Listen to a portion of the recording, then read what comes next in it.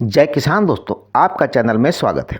दोस्तों, कटाई के बाद अगली जो फसल होती है इसके मध्य में आप कम समय वाली 60 से 65 दिनों में आने वाली ग्रीष्मकालीन उड़द की खेती कर सकते हैं। तो दोस्तों, आज हम इसी 60 से 65 दिनों में आने वाली ग्रीष्मकालीन उड़द की खेती के बारे में जानेंगे। साथ ही उड़द की इन किस्मों के बारे में जानेंगे जो कम समय में तैयार हो सकती हैं। लेकिन दोस्तों, अभी तक आपने चैनल को सब्सक्राइब नहीं किया है तो अवश्य कर दें। साथ ही साथ दोस्तों, बेल आइकन की घंटी को जरूर दबाएं और दोस्तों लाइक व शेयर भी करें। दोस्तों, ग्रीष्म काल में जो है खेत खाली रहते हैं और खरीफ की फसल के पहले एक फसल और ली जा सकती है और गेहूं की कटाई के बाद कम अवधि की फसल लेकर आप अतिरिक्त लाभ कमा सकते हैं। इस दौरान आप ग्रीष्मकालीन उड़द की खेती करके अच्छी आमदनी ले सकते हैं। दोस्तों, उत्तर प्रदेश, बिहार, राजस्थान, हरियाणा, मध्य प्रदेश के सिंचित क्षेत्र में जो है ग्रीष्मकाल के दौरान अल्प अवधि यानी कि 60 से 65 दिनों वाली दलहनी फसल ग्रीष्मकालीन उड़द की खेती की जा सकती है। इससे मृदा संरक्षण उर्वरता को भी बढ़ावा दिया जा सकता है। किसानों के लिए एक अच्छी बात है कि उड़द की फसल में जो है ग्रीष्मकाल के दौरान पीत चितकबरा रोग कम लगता है। तो दोस्तों, आइए जानते हैं उड़द की उन्नत एवं वैज्ञानिक तकनीक से होने वाली खेती के बारे में। तो सबसे पहले हम जानते हैं इसकी उड़द की उन्नत प्रजातियों के बारे में। तो सबसे पहले हम जानते हैं चितकबरा रोग प्रतिरोधी किस्मों के बारे में। तो ये दोस्तों किस्में हैं VBG 4008, VBN 6, मास 114, को 06, मास 669, मास 479, पंत उड़द 31, IPU 0243 52 1, ADT 4 एवं 5, LBG 20। और अगली कैटेगरी दोस्तों जो है खरीफ सीजन की किस्में।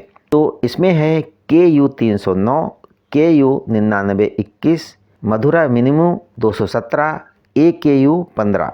और रबी सीजन की किस्में जो हैं KU 301, AKU 4, TU 94-2, आज़ाद उड़द 1, मास 414, LBG 402, शेखर 2 आदि। और अन्य जो हैं शीघ्र पकने वाली कुछ किस्में हैं उसमें हैं प्रसाद, पंत उड़द 40 तथा VBN 5। तो दोस्तों, उड़द की खेती में बीज शोधन बहुत ज़रूरी है। अब हम जानते हैं बुआई की विधि के बारे में। तो बुआई पंक्तियों में ही सीड ड्रिल या देसी हल के पीछे नाई या चोंगा बांधकर करते हैं। ग्रीष्म ऋतु में अधिकतम तापमान के कारण फसल वृद्धि कम होती है, अतः बुआई कम दूरी पर यानी कि पंक्ति से पंक्ति जो है 20 से 25 सेंटीमीटर तथा पौधे से पौधा जो है 6 से 8 सेंटीमीटर करना चाहिए तथा अधिक बीज दर का प्रयोग करना चाहिए। अब बात रही उर्वरक की। तो एकल फसल के लिए आपको 10 किलोग्राम नाइट्रोजन, 30 किलोग्राम फास्फोरस एवं 20 किलोग्राम जो है सल्फर प्रति हेक्टेयर दर से अंतिम जुताई के समय खेत में मिला देना चाहिए। अग्रिम पंक्ति प्रदर्शन में जो है सल्फर के प्रयोग से 11% अधिक उपज प्राप्त होती है। नाइट्रोजन एवं फास्फोरस की पूर्ति के लिए आप 75 किलोग्राम DAP तथा सल्फर पूर्ति के लिए जो है 100 किलोग्राम जिप्सम प्रति हेक्टेयर प्रयोग करना चाहिए। उर्वरकों को अंतिम जुताई के समय ही बीज से 2 से 3 सेंटीमीटर की गहराई व 3 से 4 सेंटीमीटर साइड पर ही प्रयोग करना चाहिए। अब उड़द की खेती में रही सिंचाई की बात। तो जायद की सीजन में उड़द की खेती के लिए 3 से 4 सिंचाई की ज़रूरत होती है। इसके लिए पलेवा करने के बाद बुआई की जाती है। फिर जो है 2 से 3 सिंचाई 15 से 20 दिनों के अंतराल पर करनी चाहिए।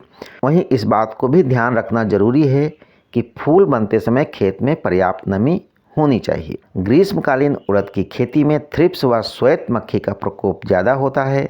इन्हें मारने के लिए आपको मोनोक्रोटोफास 0.04% व मेटालिक 0.5% 2 ml 1 लीटर पानी में घोलकर छिड़काव करना चाहिए। तो दोस्तों, ये तो रही उड़द की खेती के बारे में जानकारी। लेकिन दोस्तों, अभी तक आपने चैनल को सब्सक्राइब नहीं किया है तो अवश्य कर दें। साथ ही साथ दोस्तों लाइक और शेयर भी करें। जय किसान दोस्तों।